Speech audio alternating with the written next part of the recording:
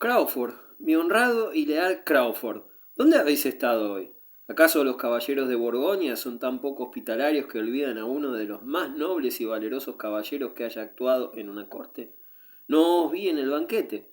Rehusé la invitación, mi señor. Ya no soy el mismo de antes y ha pasado la época en que hubiera podido desafiar al mejor bebedor de Borgoña, hasta con el vino de sus propias viñas. Hoy 4 pintas me acaloran y creo que, estando al servicio de vuestra majestad, debo dar el ejemplo a mis hombres. Siempre prudente, Crawford, pero seguramente vuestra tarea es menor teniendo a tan pocos hombres a vuestro mando, y los días de festejos no exigen una abstinencia tan severa como los de peligro. Si tengo pocos hombres a mis órdenes, es más necesario aún mantenerlos en buen estado, y en cuanto a la posibilidad de que todo esto termine en festejos o en luchas, Dios y vuestra majestad lo sabrán mejor que el viejo John de Crawford. ¿Teméis algún peligro?, preguntó el rey rápidamente, pero bajando la voz. No, por cierto, y desearía preverlo, pues como decía el viejo conde Tineman, los peligros previstos pueden ser defendidos. El santo y seña para la noche, si gusta vuestra majestad, que sea Borgoña en honor de nuestro huésped y del vino que gustáis, Crawford. No tendré contiendas ni con el duque ni con el vino de ese nombre, siempre que ambos sean de buena calidad. Deseo buenas noches a vuestra majestad. Buenas noches, mi leal escocés. Y el arquero, como buenas noches, mi leal escocés, repuso el rey, a tiempo que pasaba a sus habitaciones. Seguidme, dijo el rey al pasar frente a cuchillada de centinela en la puerta del dormitorio. Y el arquero, como una máquina puesta en movimiento por el mecánico, entró detrás del rey y permaneció allí, firme, silencioso e inmóvil, a la espera de las órdenes del monarca. ¿Habéis tenido noticias de aquel paladín errante, sobrino vuestro? Pues hemos perdido todo contacto con él desde que, como un joven caballero que interviene en sus primeras aventuras, nos mandó 2 prisioneros, primer fruto de sus andanzas.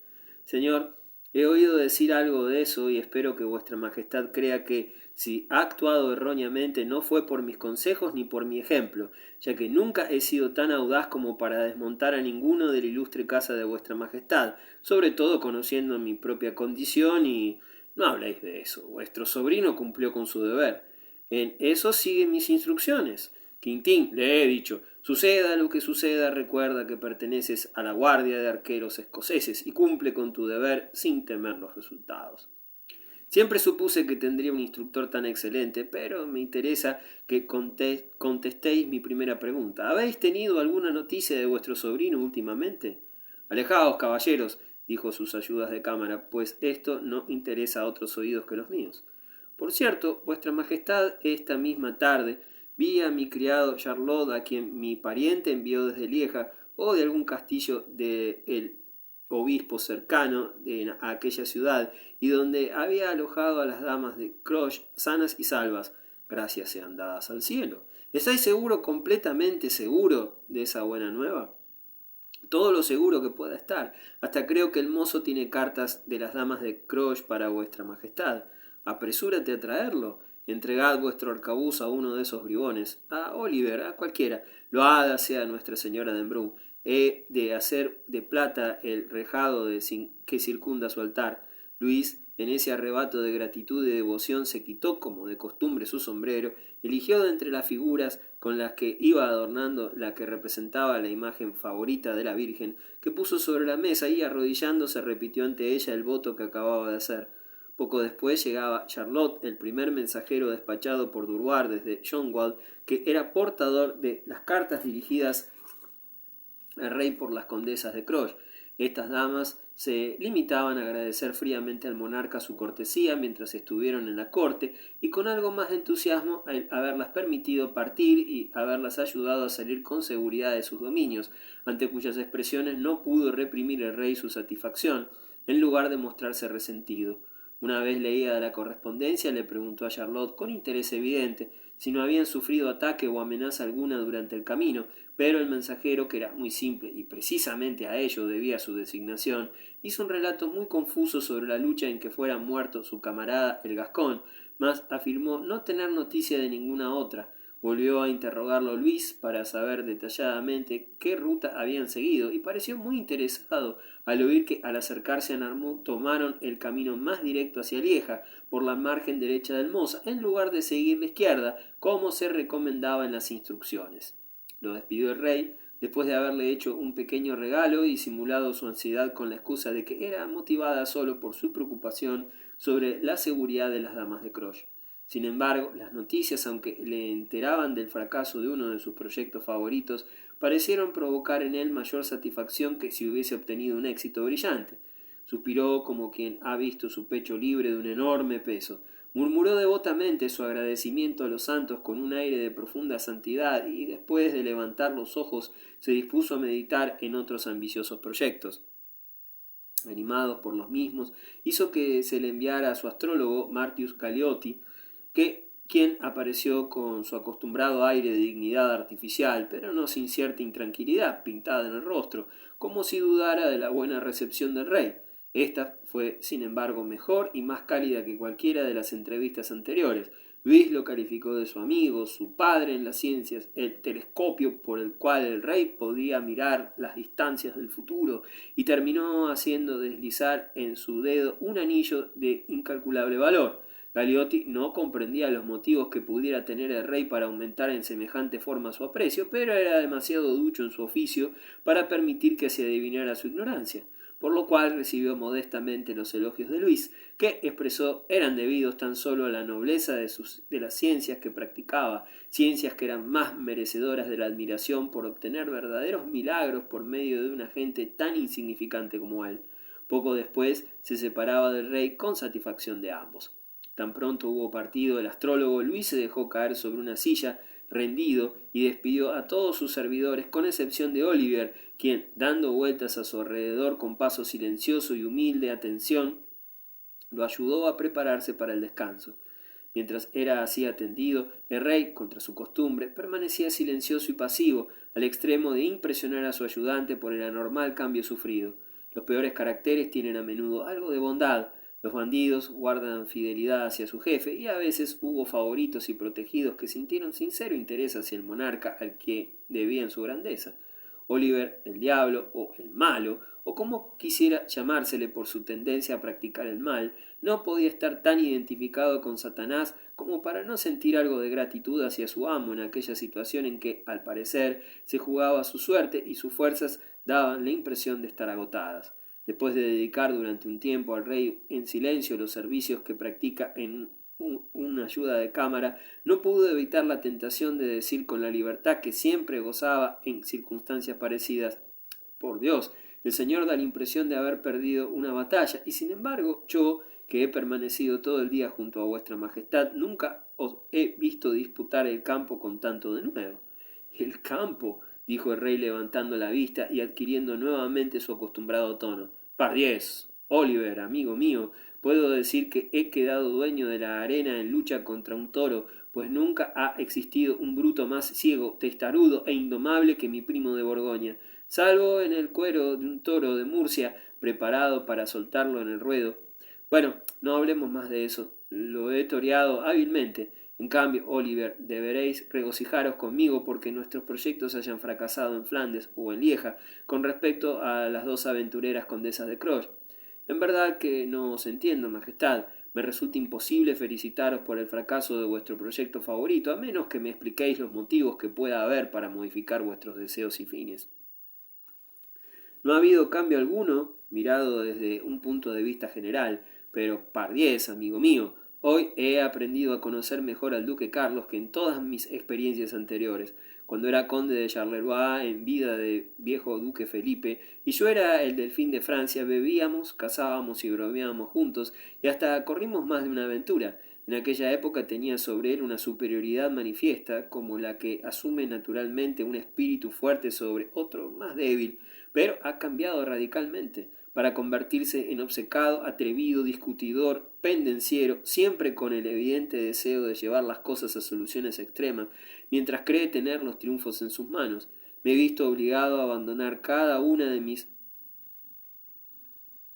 ofensivas como si tocara hierro caliente, no hice más que referirme a la posibilidad de que aquellas condesas de Croix hubiesen caído en manos de algún aventurero antes de llegar a Lieja, pues confesé que a mi entender se dirigían hacia allí, y pardiez, parecía que hubiera dicho un sacrilegio. No necesito repetiros lo que me dijo, pero fue bastante, y no hubiese tenido muy segura la cabeza de haberle llegado en aquel momento noticias sobre el éxito de nuestro amigo Guillermo el Barbudo en vuestro honrado proyecto de mejorar su situación mediante el matrimonio. No es amigo mío, si tiene a bien vuestra majestad, ni es mío tampoco el proyecto. Es verdad, Oliver. Vuestro plan era desbancar a aquel novio, pero en realidad no por eso le destinabais uno mejor cuando modestamente os insinuasteis. Sin embargo, Oliver, puede considerarse feliz el hombre que la ha perdido, pues la horca, la rueda y el descuartizamiento era lo menos que destinaba mi suave primo a quien se hubiese casado con la joven condesa vasalla suya, sin su permiso ducal. ¿Y no se muestra menos receloso por los disturbios que puedan ocurrir en la buena ciudad de Lieja? En efecto, como es fácil comprenderlo, pero desde que resolví venir, mis mensajeros podrán haber llegado a Lieja y reprimido por el momento cualquier tentativa de insurrección, y mis turbulentos y afanosos amigos Pavillón y Rousselaer tendrán órdenes de quedarse quietos como ratones hasta que haya llegado a su fin esta alegre reunión entre mi primo y yo. A juzgar entonces por las palabras de vuestra majestad, dijo Oliver secamente, lo más que puede esperarse de esta visita es que no empeore vuestra situación. Esto me recuerda el caso de la cigüeña que metió la cabeza en la boca del zorro y tuvo que agradecer el no ser mordida. Sin embargo, vuestra majestad parecía profundamente agradecido al sabio filósofo que lo alentó a entrar en un juego tan favorable. Ninguna partida debe darse por perdida hasta que la haya sido realmente, y no tengo motivos para creer que yo deba perder esta. Por el contrario, si no sucede nada que provoque la cólera de este loco vengativo, estoy seguro de la victoria. Por consiguiente, debo sentirme muy obligado a la habilidad de quien eligió para agente mío como conductor de las damas de Croix a un joven cuyo horóscopo coincida tanto con el mío que me ha salvado hasta desobedeciéndome. O sea, tomando una ruta que evitó la emboscada de Lamarck. Vuestra Majestad podría encontrar muchos agentes que le sirvieran con la condición de actuar a su voluntad en lugar de seguir vuestras instrucciones. No, no, Oliver, repuso el rey con impaciencia. El poeta pagano habla de vota dis exaudita malignis, deseos que los santos hacen cumplir por nosotros en su cólera. Tal cosa hubiese sido en estas circunstancias el éxito de Guillermo de Lamarck de haberse cumplido ahora que me encuentro en poder de este duque de Borgoña. Esto pudo preverlo mi propio arte con el auxilio del de Galeotti. Claro está que no anticipé el fracaso de la empresa de Lamarck, pero sí que la expedición del arquero escocés terminaría con felicidad para mí. Y así sucedió, aunque por causas distintas a las que esperaba, ya que las estrellas anuncian los resultados generales, pero silencian los medios. Mas, ¿para qué hablaré de estos misterios con vos, Oliver, que sois peor que el diablo, con cuyo nombre os han honrado, ya que Satán cree y tiembla en tanto que vos sois incrédulo, tanto en religión como en ciencia, y quedaréis así hasta que lo ordene vuestro destino, que, como me lo aseguran vuestro horóscopo y el estudio de vuestra fisonomía, terminará en la horca. Si en realidad sucede así, repuso Oliver con tono resignado, será porque he sido servidor demasiado agradecido para vacilar en la ejecución de las órdenes de mi real amo. Habéis roto hábilmente mi lanza, dijo Luis con su habitual carcajada sardónica, y por Nuestra Señora que estáis justificado, puesto que os desafié a hacerlo. Pero, hablando con seriedad, ¿no habéis descubierto en las medidas de esta gente nada que pueda hacernos sospechar malas intenciones de su parte? Vuestra Majestad y aquel sabio filósofo buscan los augurios en las estrellas y en los habitantes de los cielos. Yo, un reptil terrestre, no puedo considerar más que las cosas relacionadas con mi oficio, pero creo que falta esa atención sincera y necesaria hacia vuestra Majestad, que se demuestra para los huéspedes de una categoría tan superior. Esta noche el duque, pretextando cansancio, no os acompañó más que hasta la calle, dejando que los oficiales de su corte siguieran hasta vuestro alojamiento. Estas habitaciones han sido arregladas rápidamente y sin mayor cuidado. Los tapices están colgados a la ligera y podréis observar que en uno de ellos las figuras están invertidas y los árboles crecen con las raíces hacia arriba. Bah, es una casualidad a causa del apuro. ¿Cuándo habéis visto que me preocupen nimiedades semejantes? No, no merecen ser destacadas en sí, pero en cambio son un indicio del grado de estima con que los oficiales de la corte del duque consideran el honor de alojaros. Creedme que si el duque desease sinceramente que vuestra persona fuera atentamente cuidada en todos sus detalles, el celo de sus servidores hubiera hecho en minutos el trabajo de días enteros. Además, dijo, señalando una palangana y un jarro, ¿acaso los utensilios de vuestro tocador serían de otra cosa que plata? Esa última observación sobre los avíos de afeitar, dijo el rey, con una sonrisa forzada, corresponde demasiado a vuestras funciones habituales para rebatiros. Es verdad que cuando no era más que un refugiado, un expatriado, se me servía en plato de oro por orden del mismo Carlos, que consideraba que la plata era demasiado poco para el delfín, en tanto que conceptúa a aquel metal demasiado rico para el rey de Francia. En fin, Oliver, voy a acostarme. La resolución ha sido tomada y cumplida. No queda más que jugar bravamente la partida en que he entrado. Reconozco que mi primo de Borgoña, como los toros salvajes, cierra los ojos cuando acomete. No tendré más que esperar ese momento como uno de los toreros que he visto en Burgos, y su misma impetuosidad lo pondrá a mi merced.